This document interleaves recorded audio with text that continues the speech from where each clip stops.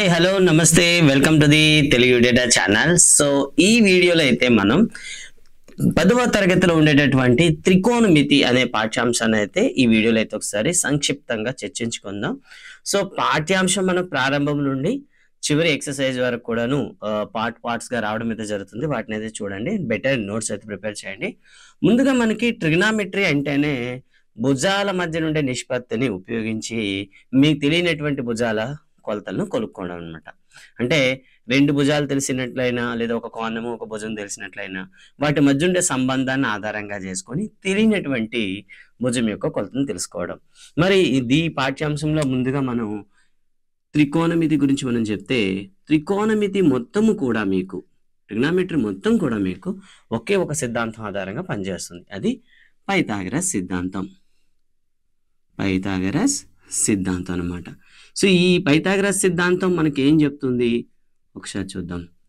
So ఏదైనా ఒక లంబకోణ త్రిభుజం తీసుకున్నట్లయితే సో ఈ లంబకోణం త్రిభుజం తీసుకున్న తర్వాత వాటి భుజాలను పేరు పెట్టడం మనకు రావాలి. ఓకే, సో ఎక్కడైతే మనకి 90 డిగ్రీలు అయితే ఉంటుందో దాన్ని మనం లంబకోణం అంటాం. సో ఇది 90 డిగ్రీలు. సో ఈ 90 డిగ్రీలకు ఆపోజిట్ సైడ్ లో ఏదైనా ఉందనుకోండి, ఆ భుజాన్నే మనం ఏమని పిలుస్తామంటే, చూసారు దీనికి ఆపోజిట్ లో ఉంది కదా, సో దీన్ని అంటే 90 డిగ్రీలకు ఎదురుగా ఉంది. సో దీన్నే మనం ఏమని పిలుస్తామంటే కర్ణము అని పిలుస్తాం అనమాట. కర్ణం అంటే లంబకోణ త్రిభుజంలో లంబకోణానికి ఎదురుగా ఉండే భుజాన్ని మనం ఎల్లప్పుడూ కర్ణము అని పిలవాల్సి ఉంటుంది. మిగిలిన భుజాలు అయితే మనకు తెలిసి ఉంటాయి కదా. ఫర్ ఎగ్జాంపుల్ దీనికి పేరు పెడదాం, శీర్షాల్ని ఏబిసిలుగా పెట్టాను అనుకుందాం. సో కర్ణం ఏమవుతుందండి, ఏసీ అవుతుంది. మరి మిగిలిన భుజాలు ఉన్నాయి చూసారా, ఒకటవ భుజము రెండవ భుజము. కాబట్టి పైథాగరస్ సిద్ధాంతం ఏం చెప్తుందంటే, ఏదైనా ఒక లంబకోణ త్రిభుజంలో కర్ణము మీది వర్గము మిగిలిన రెండు భుజాల వర్గాల మొత్తానికి సమానం. అంటే మిగిలిన రెండు భుజాలు ఏమవుతాయి, ఒకటి బీసీ అవుతుంది, అదేవిధంగా రెండవది ఏబి అవుతుంది. సో ఈ రెండు వర్గాల మొత్తానికి సమానం అవుతుంది అని చెప్తారనమాట. అయితే ఈ థియరంని బేస్ చేసుకొని మనకేమవుతుంది, మొత్తం కూడా ట్రిగ్నోమెట్రీలో మనం యూజ్ చేస్తాం. అయితే ఇక్కడ ఈ సిద్ధాంతాన్ని ఉపయోగించి మనం ట్రిగ్నోమెట్రీకి వెళ్ళేటప్పుడు సో భుజాలకు మనం పేర్లు పెట్టడం అయితే రావాల్సి ఉంటుంది. అంటే ఇక్కడ మనం చెప్పేటప్పుడు ఇక్కడ చూడండి, ఒక లంబకోణ త్రిభుజం అయితే నేను తీసుకున్నా. సో PQR అయితే తీసుకున్నాను. సో ఒక కోణం మనకి 90 డిగ్రీస్ ఉంటుంది. సో దీన్ని మనం ఏమంటాం, లంబకోణం అంటాం. ఓకే, సో దీంతో మనకి ఎటువంటి సంబంధం అయితే లేదంతగా, లంబకోణం తెలిసిపోయింది. ఇక లంబకోణానికి ఎదురుగా ఉండే భుజాన్ని ఇప్పుడే మనం పేరు పెట్టుకున్నాం, కర్ణము అని చెప్పుకున్నాం అనమాట. అయితే ఈ ఏదైతే మనం త్రికోణమితి మనం ప్రాబ్లం చేయాల్సి వచ్చింది అనుకోండి, ఈ మిగిలిన రెండు యాంగిల్స్ లో ఏదో ఒక యాంగిల్ని మనం ప్రామాణికంగా తీసుకోవాల్సి వస్తుంది అనమాట. మరి అలా ఒక కోణాన్ని మనం ప్రామాణికంగా తీసుకుందాం. సో చూసారా, ఆర్ నేను ప్రామాణికంగా తీసుకున్నాను అనుకుందాం. సో ఆర్ని నేను తీటాగా రాసాను అనుకుందాం. ఓకేనా, ఈ ఆర్ దృష్ట్యా మిగిలిన భుజాలకు మనం పేర్లు పెట్టాలి. సో తీటా దృష్ట్యా చూడండి ఒకసారి, తీటాకు ఆనుకుని ఒక భుజం ఉంది కదా, ఏది క్యూఆర్ అనే భుజం ఈ తీటాకు ఆనుకుని ఉంది. కాబట్టి దీన్ని ఏమని పిలుస్తామంటే ఆసన్న భుజము. ఏమని చెప్తాం, ఆసన్న భుజం అంటాం. అదే తీటా దృష్టిలో పెట్టుకొని సో పీక్యూ భుజాన్ని ఒకసారి పరిశీలించండి. పీక్యూ తీటా దృష్టిలో చూసుకున్నట్లయితే ఈ పీక్యూ భుజం ఎక్కడుంది చూడండి. సో తీటాకు పీక్యూ ఏమవుతుంది, ఎదురుగా ఉంది. కాబట్టి దాన్ని ఎదుట భుజము అంటాం అన్నమాట. సార్ మరి పిఆర్ని వదిలేసారని నన్ను అడగచ్చు మీరు డౌట్. ఆల్రెడీ పిఆర్కి ఒక పేరు అయితే పెట్టేశాం, ఏంటండి, కర్ణం. కాబట్టి అదే విధంగా ఇప్పుడు ఇదే చిత్రపటంలో ఏదైతే ఈ పటం ఉందో, ఈ పటంలో నేను పీని తీసుకొని దీన్ని ఆల్ఫా లేదా ఒక గామాగా తీసుకున్నాం అనుకుందాం. సో ఈ గామా దృష్టిలో చూడండి, గామా దృష్టిలో పక్క భుజం అదే ఆసన్న భుజం ఏమవుతుంది చెప్పండి, ఆసన్న భుజం. సో గామా దృష్టిలో ఆసన్న భుజం మీకు పీక్యూ అవుతుంది. చూసారా, అదే విధంగా గామా దృష్టిలో మీకు ఎదుటి భుజం ఏమవుతుంది చూడండి ఒకసారి, గామా దృష్టిలో ఎదుటి భుజం సో పీకి ఆపోజిట్ లో ఉండేది ఏమవుతుందండి, క్యూఆర్ అవుతుంది. అంటే మనం ట్రిగ్నోమెట్రీ చేసేటప్పుడు వాటి యొక్క భుజాలను మనం కరెక్ట్ గా ఐడెంటిఫై చేయడం అయితే రావాల్సి ఉంటుంది. ఆసన్న భుజము ఏ కోణాన్ని అయితే తీసుకున్నామో దానికి ఆనుకుండేటటువంటి రెండవ భుజం ఒకటి ఖచ్చితంగా మీకు ఏముంటుంది, కర్ణం ఉంటుంది. ఇక రెండో భుజమే మీరు చూసుకోవాల్సి వస్తుంది. ఓకేనా? ప్రతిసారి కూడా మీకు చూడొచ్చు. ఒకటి కర్ణం ఉంటుంది, ఇంకోటి మీకు వేరే భుజం అయితే ఉంటుంది. ఈ విధంగా మనం త్రికోణమితిలో భుజాలను మనం గుర్తించగలగడం అయితే రావాలి. ఆ భుజాలను మనకు గుర్తించడం వచ్చిన తర్వాత ఈ ట్రిగ్నామెట్రీ రేషియోస్ ఏ విధంగా ఉంటాయనేది చూద్దాం ఒకసారి. సో ఇప్పుడైతే మనం త్రికోణమితిలో ఉండేటటువంటి త్రికోణమితీయ నిష్పత్తుల గురించి అయితే మాట్లాడుకుందాం. సో నిష్పత్తులు, ఈ నిష్పత్తులు మనం ప్రారంభంలో కానీ కరెక్ట్గా వీటిని నేర్చుకున్నట్లయితే మిగతా సమస్యలు సాధించేటప్పుడు మనకి ఎటువంటి ఇబ్బంది అయితే ఉండదన్నమాట. సో ముందుగా ఒకసారి చూడండి, ఒక లంబకోణం త్రిభుజం తీసుకున్నాం అనుకోండి, ఇలా తీసుకున్నామండి. సో దీన్ని అయితే ఏ అందాం, దీన్ని బిగా తీసుకుందాం. ఇలా 3 శీర్షాలు గుర్తించాం. అయితే లంబకోణం ఎక్కడుందండి, angle B is equal to 90 degrees అని చెప్పాం. అయితే మనకు త్రికోణమితి నిష్పత్తుల గురించి మాట్లాడుకున్నట్లయితే మనకి మొత్తంగా 6 అయితే ఉన్నాయన్నమాట. సో ప్రాథమికంగా 3 ఉంటాయి, వాటి యొక్క గుణకార విలోమాలు మరో 3 ఉంటాయి, మొత్తం 6 ఉంటాయి. వాటి గురించి రాద్దాం. ముందుగా సైన్ తీటా అండి. ఫస్ట్ ఏంటి, సైన్ తీటా. అంటే ఇక్కడ మనకి సైన్ నిష్పత్తి అని దేన్ని తీసుకోవాలి. అయితే ఇక్కడ తీటాగా నేను సీన్ అయితే తీసుకుంటాను. చూడండి, ఇక్కడ నేను తీటా పెట్టాను. ముందుగా సైన్ నిష్పత్తి అంటే ఏమవుతుందో ఒకసారి చూద్దాం. సైన్ నిష్పత్తి అంటే సో కోణానికి ఎదుట భుజము, చూసారా, ఎదుట భుజము బై కర్ణం అండి. సైన్ తీటా అంటే ఏంటి, తీటాకు ఎదుట భుజము బై కర్ణం. మరి ఈ త్రిభుజంలో తీటా అనేది సి వద్ద ఉంది, తీటాకి ఎదురు భుజం ఏమవుతుంది చెప్పండి. సో సైన్ సి, ఇక్కడ సైన్ సి ఏమవుతుంది చెప్పండి, తీటాకి ఎదురు భుజము ఏబి అవుతుంది. అలాగే కర్ణమికి ఏమవుతుంది, ఏసీ అవుతుంది అనమాట. ఓకేనా? రెండవ నిష్పత్తి కాస్ అంటాం. ఓకేనా? కాస్ అనేసరికి ఏమవుతుంది, తీటాకు ఆసన్న భుజము బై కర్ణము అని చెప్తామండి. మరి ఇక్కడ చూద్దాం ఒకసారి. తీటాకు ఆసన్న భుజం ఏమవుతుంది, తీటా అనేది సి దగ్గర ఉంది, ఆసన్న భుజంకి ఏమవుతుంది. సో ఇక్కడ మనం కాస్ సి గురించి చూస్తే తీటాకి ఆసన్న భుజం ఏమవుతుంది చెప్పండి, తీటాకి ఆసన్న భుజం అనేసరికి మీకు బీసీ అవుతుంది బై కర్ణం అనేసరికి మళ్ళీ మీకు ఏసీ వస్తుంది. ఇలా అనమాట. 2 అయ్యాయండి. ఇక తర్వాత వచ్చేసి మనకు ఉండేది కాస్ తర్వాత టాన్ అండి. సో ఈ టాన్ని మనం 2 రకాలుగా రాస్తాం. టాన్ అనేసరికి సైన్ బై కాస్ అని రాస్తారు, లేదా తీటాకు ఎదుట భుజం బై తీటాకు ఆసన్న భుజం, ఇలా మనం రాస్తాం అనమాట. చూసుకోండి. సో దీన్ని మనం రాసేటప్పుడు ఇక్కడ టాన్ సి రాసాం అనుకుందాం. Tan C is equal to తీటాకి ఎదుటి భుజం ఏమవుతుంది, ఏబి, ఆసన్న భుజం ఏమవుతుంది, బీసీ. ఇలా మనం రాస్తాం అనమాట. ఇవి మనకి ప్రాథమికంగా ఉండేటటువంటి త్రికోణమితి నిష్పత్తులు. వీటి యొక్క గుణకార విలోమాలు చూసుకున్నట్లయితే సైన్ని కానీ మనం 1/sin గా రాసాం అనుకోండి, దీన్ని మనం కోసికెంట్ అంటాం అనమాట. ఓకేనా? కోసికెంట్ అంటాం. ఓకేనా? అదేవిధంగా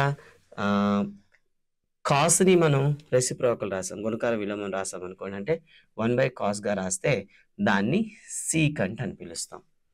అదేవిధంగా టాన్ని 1/tan గా రాసాం అనుకోండి, అప్పుడు దీన్ని కాట్ అని పిలుస్తాం అనమాట. మరి వీటిని పిలవడమే కాదు, వాటి యొక్క నిష్పత్తులు కూడా మనం రాయాల్సి వస్తుంది. ఇక్కడైతే ఒకసారి సంక్షిప్తంగా రాస్తాను చూడండి. ముందుగా కోసికెంట్ అండి. కోసికెంట్ అంటే ఇప్పుడే మనం చెప్పుకున్నాం కదా. So సైన్కి opposite. సైన్ అంటే ఏం రాసాం, ఇది ఎదుటి భుజంపై కర్ణం అని రాసాం, కాబట్టి దాన్ని తిరిగేసి చెప్పండి, కర్ణం బై ఎదుట భుజం, కర్ణం బై ఎదుట భుజం అని రాస్తాం అనమాట. అదేవిధంగా సీకెంట్కి వచ్చేసరికి ఏం రాస్తాం, సీకెంట్. సీకెంట్ అంటే ఏంటి, కాస్కి రెసిప్రోకల్ అన్నాం, కాస్కి గుణకార విలోమము, అంటే కర్ణము బై ఆసన్న భుజం, కర్ణము బై ఆసన్న భుజం.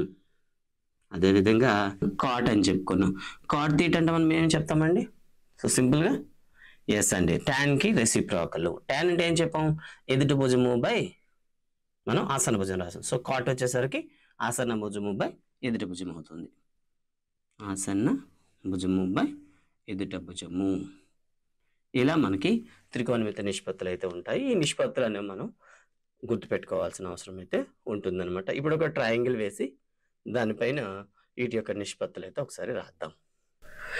సో మనకి ట్రిగ్నోమెట్రీ అంటే చాలా మంది పిల్లలు కష్టము, అది చేయలేము, చాలా ఇబ్బందికరంగా ఉంటుందని చాలా మంది దగ్గర మాట్లాడుకోవడం మేము వింటూ ఉంటాము. నిజానికి అది కష్టమైతే కాదు. ముందుగా ట్రిగ్నోమెట్రీలో ఉండేటటువంటి నిష్పత్తులు ఏవైతే ఉన్నాయో వాటిని పర్టికులర్గా మనం రాయగలిగితే సో ట్రిగ్నోమెట్రీ అంత తేలికైన మ్యాథ్స్ టాపిక్ ఇంకొకటి ఉండదు మీకైతే. సో మరి అలాంటి ట్రిగ్నోమెట్రీలో ఉండేటటువంటి సో ఆ నిష్పత్తులను ఎలా గుర్తించాలనేది చూద్దాం. సో దీన్ని మీరు ఎక్కువసేపు ప్రాక్టీస్ చేయాల్సి ఉంటుంది. సో ముందుగా ఒక లంబకోణ త్రిభుజాన్ని అయితే నేను తీసుకుంటున్నాను ఇక్కడ. సో ఇప్పుడు ఏబిసి కాకుండా ఈసారి అయితే కాస్తగా డిఈఎఫ్ అని అయితే రాశాను. సో మీరు ఇచ్చే బొమ్మలో చూస్తే మీకు ఈజీగా చెప్పేయచ్చు లంబకోణం ఎక్కడ ఉందంటే ఈ దగ్గర ఉంది. సో ఒక్కొక్క దాని గురించి తీటా వచ్చేసి మనం ఎక్కడ పెడతామంటే ఎఫ్ దగ్గర ప్లేస్ చేద్దాం. సో ఫస్ట్ ఆఫ్ ఆల్ ఏంటండి సైన్ తీటా. సైన్ తీటా అంటే ఏముంది ఎదుటి భుజము బై కర్ణము. సో సింపుల్గా ఏ భూ బై కర్ణం అని రాశాను అనమాట. ఎదురు భుజం ఏమవుతుంది చెప్పండి తీటాకి ఎదురు భుజం మీకు డిఈ అవుతుంది కాబట్టి ఇక్కడ కాబట్టి డిఈ బై అలాగే విధంగా కర్ణం వచ్చి డిఎఫ్ అవుతుంది. సో 1 నెక్స్ట్ 1 వచ్చేసి మనకి కాస్ తీటా. కాస్ తీటా అంటే మనకు అలా తెలిసింది ఆసన్న భుజము బై కర్ణము కాబట్టి ఆ భూ బై కర్ణం అని రాశాను చూడండి ఆసన్న భుజము బై కర్ణం అనమాట. సో ఆసన్న భుజం ఏమవుతుంది తీటాకి ఆసన్న భుజం అంటే పక్కనే ఆనుకుని ఉంది ఈఎఫ్ బై అదేవిధంగా డిఎఫ్ అనమాట. ఇక తర్వాత tan theta. So tan theta అంటేనే ఎదుట భుజము బై ఆసన్న భుజము. సో ఏ ఎదుట భుజము బై ఆసన్న భుజము. సో ఎదురు భుజం ఏమవుతుంది చెప్పండి ఇక్కడ మీకు డిఈ అవుతుంది, ఆసన్న భుజం ఏమవుతుంది ఈఎఫ్ అవుతుంది ఇలా అనమాట. అదేవిధంగా తర్వాత ఉండేటటువంటి నిష్పత్తులకు వద్దాం. So cosecant theta. Cosecant theta అంటే ఏమవుతుందండి కర్ణము బై ఎదుట భుజము, కర్ణము బై ఎదుట భుజం. మరి ఇక్కడ బొమ్మలో కర్ణం ఏముందండి డిఎఫ్ ఉంది, అలాగే తీటాకి ఎదురు భుజం ఏముంది సో డిఈ ఉంది ఇలా. తర్వాత సీకెంట్ అండి. సీకెంట్ తీటా అంటే ఏం చెప్పారు కర్ణము బై ఆసన్న భుజము. సో ఈ పటంలో కర్ణం మనకి డిఎఫ్ అని తెలుసు, అలా విధంగా ఆసన్న భుజం వచ్చేసి మనకి ఈఎఫ్ అనేది తెలుసు. ఇక తర్వాత చివరిది కాట్ అండి. దీన్ని కోటాంజెంట్ అంటాం కాట్. కాట్ అంటే ఏమవుతుందండి ఆసన్న భుజము బై ఎదుట భుజము అని చెప్తాం.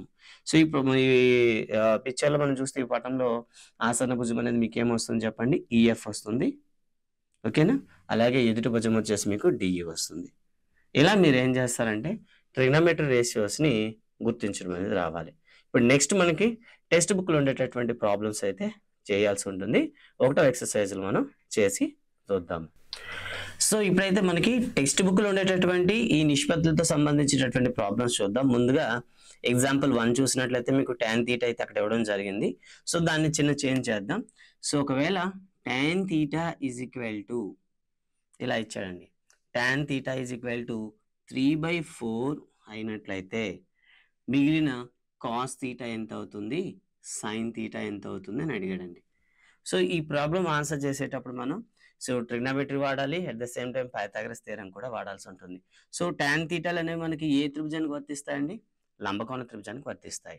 కాబట్టి ముందుగా ఒక లంబకోణ త్రిభుజం అయితే మనం డ్రా చేసుకోవాలి. సో ఇది ఏ అనుకుందాం, బి అందాం, సి అందాం. సో ఇక్కడ మనకి లంబకోణం ఉంది. సో ఇక్కడ మనం తీటా పెట్టుకుందాం. సో తీటా మనం సి దగ్గర పెట్టుకున్నట్లయితే సో మనకున్న జవాబు ఏంటి చెప్పండి ప్రాబ్లంలో ఇచ్చింది tan theta is equal to 3/4. But triangle ఏబిసిలో ఓకేనా tan తీటా ఏమవుతుంది చెప్పండి tan తీటా అంటే ఇప్పటి వరకు చెప్పుకున్నాం కదా ఎదుటి భుజము బై ఆసన్న భుజము. ఈ మరి ట్రయాంగిల్ ఏబిసిలో తీటాకి ఎదురు భుజం ఏమవుతుంది ఏబి బై బీసీ అవుతుంది. సో దీన్ని మనం ఎలా రాసామండి 3/4. అయితే ఏబి బై బీసీ 3/4 అయితే మనం ఏం చేయలేదు ఒక నిష్పత్తి కాబట్టి ఒక సామాన్య నిష్పత్తిని ఊహించాలి. సామాన్య నిష్పత్తిని మీరైతే తీసుకోవాలి. కామన్ రేషియోగా మీరు కే తీసుకోండి. అప్పుడు ఏబి ఏమవుతుంది చెప్పండి మీకు 3k అవుతుంది, అలాగే బీసీ ఈక్వల్ టు మీకు ఏమవుతుంది 4k అవుతుంది.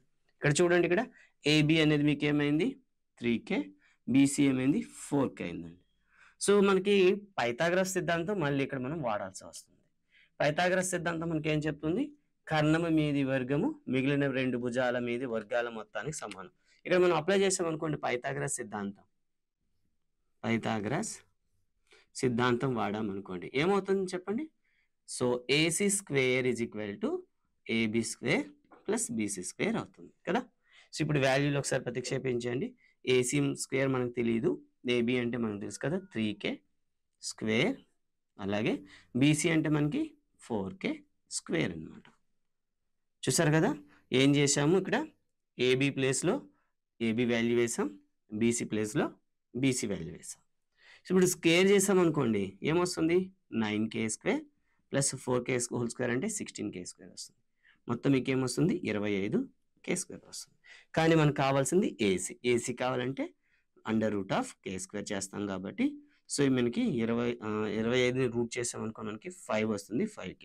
అయితే ఇక్కడ ప్లస్ ఆర్ మైనస్ రావచ్చు, కానీ ఇక్కడ మనం తీసుకున్నది నిష్పత్తి కాబట్టి సో నెగిటివ్ తీసుకోము. అలా మనకి ఏసీ ఏమొచ్చిందండి 5k. సో ప్రాబ్లం అయితే అయింది.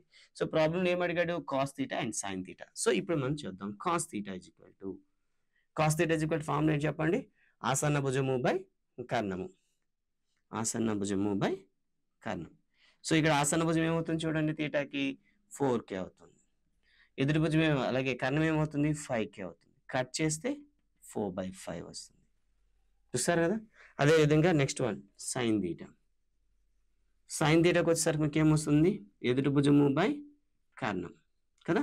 సో ఎదుటి భుజం మీకు ఏమొస్తుంది, ఇక్కడ 3k వచ్చింది బై 5k. k క్యాన్సిల్ చేస్తే 3/5 వచ్చింది. సో ఇలా మీరు ఎగ్జామ్లో ఆన్సర్ చేయాల్సి వస్తుంది అనమాట.